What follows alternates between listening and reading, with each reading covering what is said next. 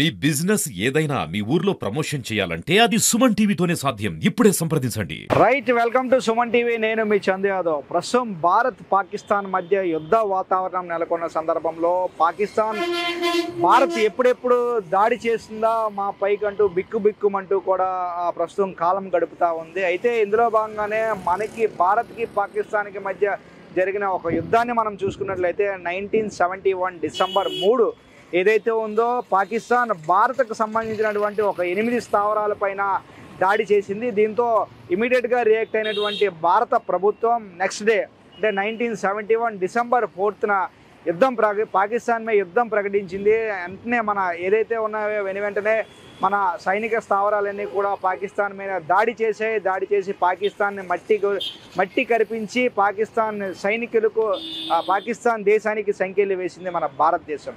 So ఇందులో భాగంగానే ప్రతి ఏటా కూడా డిసెంబర్ 4న విశాఖ సముద్ర తీరాన్న నావిడే వేడుకలన్నీ కూడా అంగరంగ వైభవంగా నిర్వహించబడతాయి. ఇది అందరికీ తెలిసిన విషయం. అయితే ఈ భారత్ పాకిస్తాన్ యుద్ధంలో అత్యంత కీలక పాత్ర పోషించినటువంటి సబ్మెరీన్ ఉంది, అదే కుర్సురా జలంతర్గామి.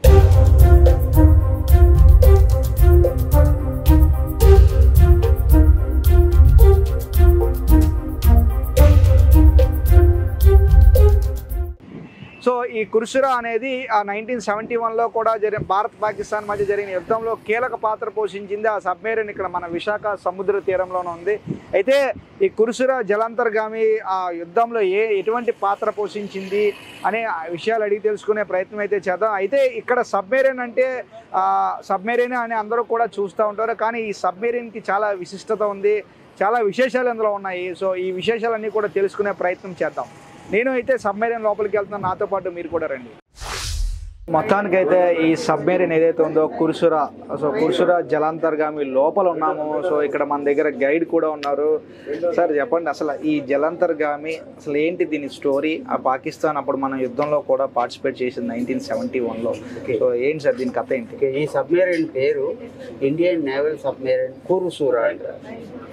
1969లో రష్యా నుంచి కొనుక్కున్నాం. ఫస్ట్ సబ్మెరీన్ అంటే ఒక సబ్మెరీన్ తయారు చేయడానికి 10 years పడుతుంది. ఈ లోపల వారు వస్తే ఇబ్బంది అని ఫస్ట్ కొనుక్కొని తర్వాత మనం సొంతంగా తయారు చేసుకుంటున్నాం. విశాఖపట్నంలోనే తయారు. 31 సంవత్సరం సర్వీస్ చేసింది ఇది.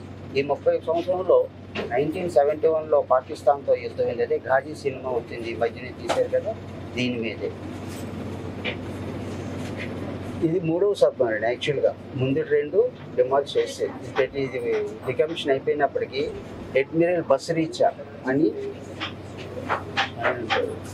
అతను ఐడియా మీద ఇప్పుడంతా ప్రజెంట్ టెక్నాలజీ అంతా న్యూక్లియర్ పవర్ దగ్గరగా రాని రేడియేషన్ వల్ల ఇది ఫస్ట్ మోడల్ ఇన్ ఇండియా. ప్రతి ఒక్కరు చూసి తెలుసుకుంటారు అని ఎడ్యుకేషన్ పరంగా పెట్టవలసి వచ్చింది. ఓకేనా? ఈ సబ్మెరీన్కి 7 కంపార్ట్మెంట్స్ ఉంటాయి. ఫస్ట్ లాస్ట్ వెపన్స్ ఉంటాయి. ఇగో ఈ గ్రీన్ కలర్స్లో ఉన్నాయి చూసారా, టార్పిడోస్ అంటారు. Under water bombs. ఓకే, ఇలాంటివి 18 ఉంటాయి ఇక్కడ. లాస్ట్ కంపార్ట్మెంట్ అంటే 7th కంపార్ట్మెంట్లో 4 ఉంటాయి. అంటే ఈ మోడల్ సబ్మెరీన్కి 2 వైపులా అటాక్ చేసుకోవచ్చు. విక్రమ్కు ఒక బిగ్గెస్ట్ షిప్ ని అటాక్ చేయడానికి వచ్చారు.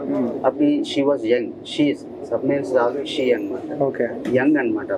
అప్పుడు మధ్యలో వెళ్ళి పార్టిసిపేట్ చేసి గాజీని కొట్టినాను అయితే. ఓకే, పార్టిసిపేట్ చేసింది తగ్గినవన్నీ. ఓకే, సో ఇందులో ఇప్పుడు ఇందులో మొత్తం ఈ 75 మంది సైనికులు ఉంటారు. ఇందులో 75 మంది సైనికులు పనిచేసేవారా?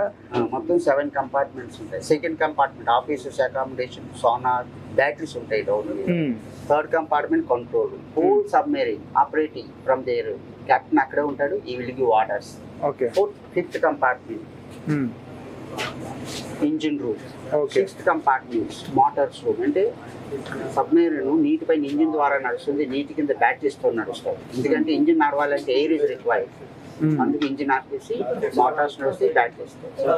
7th కంపార్ట్మెంట్ అకామిడేషన్, 4 బాంబ్స్ ఉంటాయి.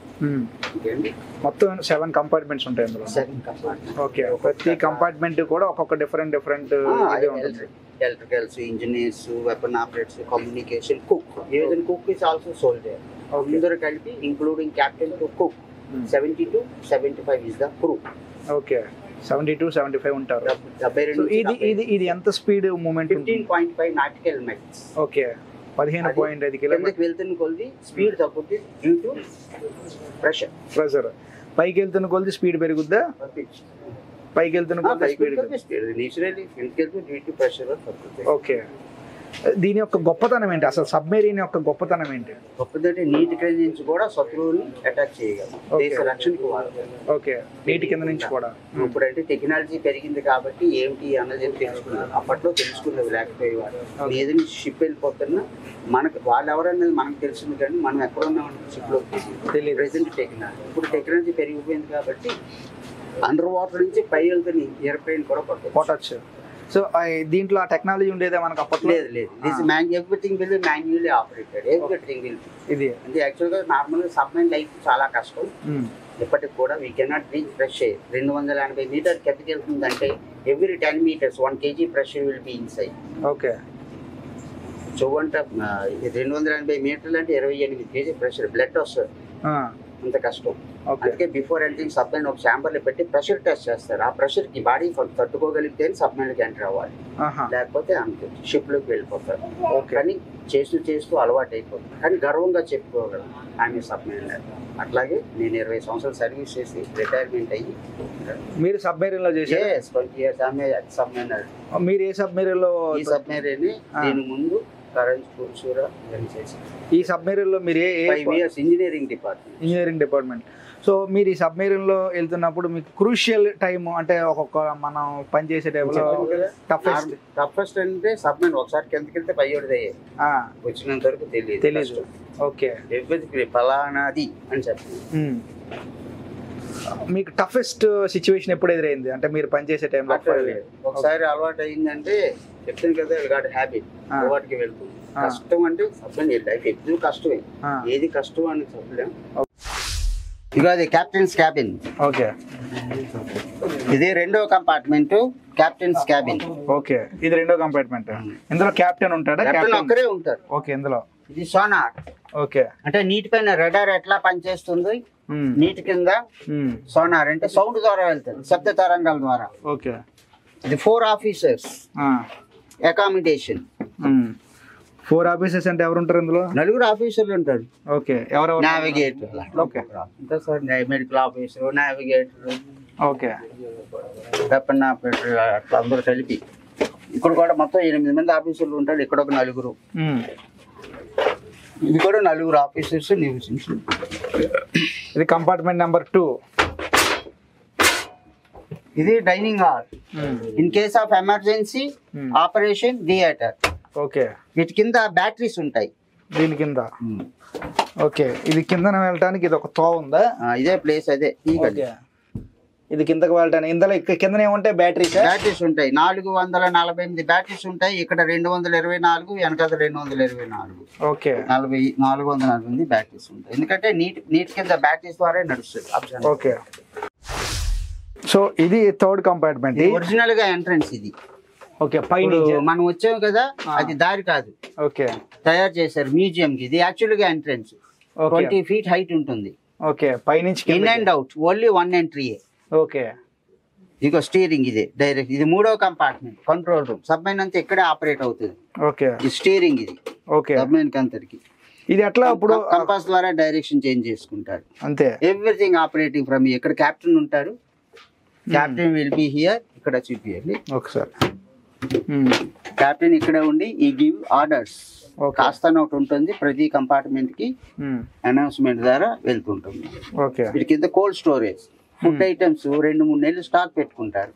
ఓకే కిందనంతా కూడా. సో ఇదంతా ఇది కంపార్ట్మెంట్ 3. ఇక్కడ అంతా కూడా కెప్టెన్ ఉంటారు. సో షిప్ని అంటే మనం నార్మల్గా ఏ విధంగా ఆపరేట్ చేస్తాం, ఇక్కడ నుంచే కూడా డ్రైవింగ్ అంతా కూడా ఉంటుంది. ఏ విధంగా ఈ సబ్మెరైన్ వెళ్ళాలి, ఏ విధంగా ఎట్లా దీన్ని టర్న్ చేసుకోవాలనేవి కూడా ఇవన్నీ కూడా నావిగేషన్ సిస్టమ్స్ ద్వారా సో పూర్తి స్థాయిలో ఇవన్నీ కూడా నావిగేట్ అవుతూ ఉంటుంది. సో ఇక్కడ చెప్తా ఉన్నారు, ఇక్కడ కెప్టెన్ ఉండి ఇక్కడ నుంచి డైరెక్షన్స్ ఇవ్వడం జరుగుతుంది. డైరెక్షన్స్ ప్రకారమే ఈ సబ్మెరైన్ ఏదైతే ఉందో ముందుకు వెళ్తూ ఉంటుంది. సో ఇది ఈ 3వ కంపార్ట్మెంట్లో పూర్తి స్థాయిలో కెప్టెన్ అదే అంతర్గత వ్యవస్థ అంతా కూడా ఇందులో ఉంటుంది. ఇదంతా ఏంటి సార్ ఇవన్నీ? అది main blowing panel, pneumatical system. Submarine dive చేయాలన్నా పైకి రేయాలన్నా ఈ వీల్స్ ని ఆపరేట్ చేస్తారు. ఇదంతా హై ప్రెషర్ న్యూమెటికల్ సిస్టమ్ అంటారు. Whole submarine will be 3 systems, electrical, hydraulic, pneumatical. ఇది కంపాస్, దీని ద్వారా డైరెక్షన్ చేంజ్ చేసుకుంటారు అండర్ వాటర్ లో. దిక్సూచి అంటే అది కంపాస్. కమ్యూనికేషన్,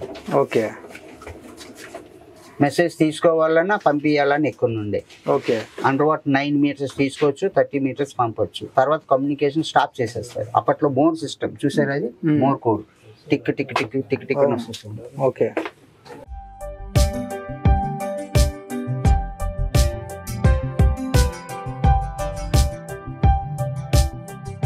ఇది హైడ్రో సూట్ అంటారు. ఒకవేళ సబ్మెరైన్ మునిగిపోతే ఈ సూట్ వేసుకొని లాస్ట్ లో చూపిస్తాను, ఒక ఎమర్జెన్సీ ఎగ్జిట్ ఉంటుంది. ఈ సూట్ వేసుకొని వెళ్ళాలి, వితౌట్ సూట్ వెళ్ళలేరు. ఎందుకంటే వాటర్ ప్రెషర్ ఉంటుంది, ప్రతి ఒక్కరికి ఒకటి ఉంటుంది. అట్లా సూట్ లేకుండా వెళ్తే డ్యూ టు ప్రెషర్ కి హార్ట్ ఫెయిల్ అయిపోతుంది. కంపల్సరీగా సూట్ ఉండాలి, ప్రతి ఒక్కరికి ఒకటి ఉంటుంది. ఒక్కొక్క సబ్మెరైన్ కి ఒక్కొక్క సింబల్. ఇది ఇప్పుడు ఇక్కడ మనం పనిచేసే ప్రతి ఒక్క స్టాఫ్ కి కూడా ఈ సూట్ ఉంటుంది. హైడ్రో ఇది ఫోల్డ్ చేసేసి వాళ్ళు ప్లేసెస్ లో పెడతారు. ఇదేం చెప్పారండి? సబ్మెరైన్ క్రిస్టల్, ఒక్కొక్క సబ్మెరైన్ కి ఒక్కొక్క సింబల్. క్రిస్టల్ అంటారు, క్రిస్టల్స్. అంటే ఆయా చేపలు ఇక్కడ అన్ని కూడా సబ్మెరైన్ కి ఒక టైప్ ఆఫ్ ఫిష్ ఉంటుంది.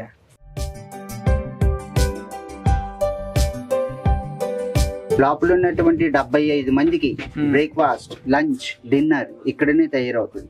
2 cooks ఉంటారు, ఇక్కడే తయారు చేస్తారు.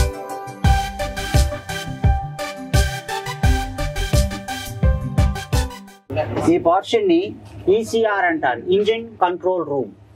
ఈ వెనకాతల 3 ఇంజిన్స్ ఉంటాయి, ఇక్కడ నుండి ఆపరేట్ చేస్తాయి. వీళ్ళ తాలూకా పారామీటర్స్ అన్ని ఇందులో ఉంటాయి.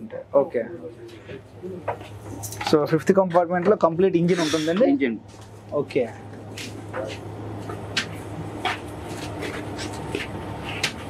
సో ఇది 5th కంపార్ట్మెంట్. ఈ కంపార్ట్మెంట్ లో పూర్తిగా సబ్మెరైన్ తాలూకా ఇంజిన్ అంతా కూడా ఇక్కడ నిక్షిప్తమై ఉంటుంది. సో ఇక్కడ నుంచే కూడా ఇంజిన్ ఆపరేషన్స్ అంతా ఉంటాయి. సో మనం చూడొచ్చు బైక్స్ కి, కార్ కి ఇంజిన్ ఏ విధంగా ఉంటుందో ఇక్కడ కూడా ఇక్కడ ఇంజిన్ ఉంది. సో ఇక్కడ ఇది ప్రధాన డీజిల్, ఇక్కడ మనం చూడొచ్చు ప్రధాన డీజిల్ ఇంజిన్ టైప్ 2D42. ఇది డీజిల్ అండి. కవర్ తీసి పెట్టారు. డీజిల్ ఇంజిన్ 3 ఇంజిన్స్, 2 నడిస్తే, 1 stand by, 6 cylinders, 4 stroke, 2000 horsepower. అంటే ఎట్లా ఉంటుందని కవర్ తీసి గ్లాస్ పెట్టారు చూపించడానికి. ట్యాపెట్ వాల్స్, రాక్ రామ్స్ అట్లా. ఇదొక ఇంజిన్ అండి. అలాగే ఒకటి, మొత్తం 3 ఇంజిన్, 2 నడిస్తే, 1 స్టాండ్ బై. సో ప్రస్తుతం కంపార్ట్మెంట్ నెంబర్ 6 లోకి వెళ్తున్నాము. ఇందులో ఏమేమి ఉంటాయి తెలుసుకునే ప్రయత్నం చేద్దాం. ప్రస్తుతం కంపార్ట్మెంట్ నెంబర్ 6. ఈ 3 DC మోటార్స్ బ్యాటరీల ద్వారా నడుస్తాయి. ఇది ఎకనామికల్ మోటార్, అంటే లెస్ పవర్ మోర్ ఎనర్జీ, అంటే మోర్ డేస్, ఎక్కువ రోజులు నీటి కింద ఉండొచ్చు. ఇక్కడ RO ప్లాంట్ ఉంటుంది. In case of emergency sea water తీసుకొని ఫ్రెష్ వాటర్ తయారు చేసుకోవచ్చు. కానీ ఒక తాగడానికి, వంట చేయడానికే. సబ్మెరైన్ లో స్నానాలు లాంటివి ఉండవు. డిస్పోజల్ డ్రెస్సెస్ ఇస్తారు, ఒక డ్రైరు, బనియన్. 3 రోజులు ఒకసారి యూజ్ అండ్ త్రో చేంజ్ చేసుకుంటూ. మీకు అక్కడ సూట్ చూపించాను కదా, 4th కంపార్ట్మెంట్ లో ఆ సూట్ వేసుకొని వెళ్ళాలి. ఈ ఎమర్జెన్సీ ఎగ్జిట్ బచ్నేకి రాస్తా. ఇక్కడ 25 బెడ్స్ ఉంటాయి. ఇక్కడ ప్లేస్ కావాలని తీసేసారు, ఇలా 3 టైర్స్ లాగా. యాక్చువల్ గా ఇంత ప్లేస్ ఉంటుంది. ఇట్లా అక్కడ 75 మంది ఉంటారు కదా, 25 బెడ్స్ లో రొటేషన్ లో రిలాక్స్ అవుతారు. Shift wise. ఇది last compartment, last 7th compartment. యాక్చువల్గా ఇది 2 కంపార్ట్మెంట్లకి మధ్య డోర్. స్టార్టింగ్ నుంచి ఉంటాయి. ఈ డోర్ అక్కడదే కట్ చేసి ఇక్కడ పెట్టారు. ప్రతి ఒక్కరు ఈ కంపార్ట్మెంట్ క్రాస్ అయ్యి వస్తూ ఉండాలి. ఇలాగ ఎందుకు ఉంటుంది అంటే వాటర్ టైట్ అండి, ఎయిర్ టైట్. అంటే బై మిస్టేక్ ఇక్కడ వాటర్ వచ్చినా, ఫైర్ అయినా డోర్ క్లోజ్ చేసి నెక్స్ట్ కంపార్ట్మెంట్ సేవ్ చేసుకోవచ్చు. మ్యూజియం కి అట్లా పెద్దగా చేసి పెట్టారు, ఎందుకంటే ఏజ్డ్ పర్సన్స్ పిల్లలు రావడానికి కష్టంగా ఉంటుందని. మొదట 18 టార్పిడోస్ ఉన్నాయి కదా, ఇంకో వెనకాతలు 4 ఉంటాయి. అంటే శత్రువులకి 2 వైపులా అటాక్ చేసుకోవచ్చు. సో ఇది మొత్తం సబ్మెరైన్ యొక్క విశేషాలు. INS పురుషుర సబ్మెరైన్ ఇది. సో ఇందులో 7 కంపార్ట్మెంట్లు, 3 ఇంజన్లు, సుమారు సుమారు 72 నుంచి 75 మంది వరకు కూడా ఈ సబ్మెరైన్లో ప్రతిరోజు కూడా విధులు నిర్వహిస్తూ ఉండేవారు. సో అందులో భాగంగానే క్యాప్టెన్ రూమ్ ఉంది, ఇంజన్ రూమ్ ఉంది, నావిగేషన్, ప్రతిదీ కూడా ఒక సబ్మెరైన్. అంటే మనం ఎప్పుడు కూడా సబ్మెరైన్ సీ అంటే వాటర్లో వెళ్తున్నప్పుడే చూసే ఉంటాము. అది కూడా కొంతమేర మాత్రమే సబ్మెరైన్ బయటికి కనిపించేది. కానీ ఇదే సబ్మెరైన్ ఏదైతే ఉందో కుర్సురా జలాంతర్గామి ఆ రోజు జరిగినటువంటి 1971 డిసెంబర్ 4 ఏదైతే ఉందో ఆ రోజు పాకిస్తాన్తో యుద్ధంలో ప్రముఖ పాత్ర పోషించింది ఈ సబ్మెరైన్. సో ఏదైతే ఉందో గాజీని కూడా పిఎన్ఎస్ పాకిస్తాన్కి సంబంధించినటువంటి పాకిస్తాన్ నేవీకి సంబంధించినటువంటి గాజీ జలాంతర్గామిని కూడా మట్టి కరిపించింది ఈ జలాంతర్గామి అంటూ కూడా చెప్తా ఉన్నారు. ఇందులో భాగంగానే ఒక సినిమా కూడా వచ్చింది గాజీ, మీ అందరూ చూసే ఉంటారు. సో ఇది ఈ సబ్మెరైన్ యొక్క విశేషాలు. ఇటువంటి ఇంకా ఎన్నో భారత అమ్ముల పొదలో ఉండేవి. ఇది 3వ సబ్మెరైన్ అంటూ కూడా చెప్తా ఉన్నారు. ఎందుకంటే మనం సబ్మెరైన్ దీన్ని వేరే దేశం నుంచి వేరే కంట్రీ నుంచి మనం కొనుక్కున్నాము. కొనుక్కున్న తర్వాత కొనుక్కున్న తక్కువ సమయంలోనే ఇది పాకిస్తాన్ యుద్ధంలో పార్టిసిపేట్ చేసింది. ఏదైతే ఉందో గాజీ సబ్మెరైన్ని మట్టి కనిపించింది, కీలక పాత్ర పోషించింది. ఇటువంటి చాలా వరకు అంటే ఇది 1971 కథ. సో ఇప్పుడు 2025. సో ఇక్కడ ఈ మన భారతదేశానికి సంబంధించి అణ్వాయుధాలు కానీ ఆయుధ సంపత్తి ఇంతింతే వడ్డింతే అనే రీతిలో పూర్తి స్థాయిలో పెంచుకుంటూ పోతుంది భారతదేశం. ఇందులో భాగంగానే అంటే రేపు రానున్న రోజుల్లో పాకిస్తాన్తో కనుక యుద్ధం అంటే జరిగితే పాకిస్తాన్ 4 రోజులు కూడా నిలవలేకపోతుంది అని విశ్లేషకులు చెప్తా ఉన్నారు. నిజంగా ఇది 100% నిజం. ఎందుకంటే ఇంత పెద్ద వ్యవస్థ, ఇంత పెద్ద ఆయుధ సంపత్తి భారతదేశం సొంతం. సో ఏదేమైనప్పటికీ కూడా ఈరోజు సుమన్ టీవీ ప్రేక్షకులందరి కోరిక మేరకు ఈరోజు ఒక సబ్మెరైన్ అయితే చూపించాము. ఇది నార్మల్గా చూసే వాళ్ళందరికీ కూడా నార్మల్ సబ్మెరైన్లో కనిపిస్తుంది, కానీ యుద్ధంలో కీలక పాత్ర పోషించింది ఈ సబ్మెరైన్. వీడియో జర్నలిస్ట్ రవితేజతో చందు, సుమన్ టీవీ, విశాఖపట్నం.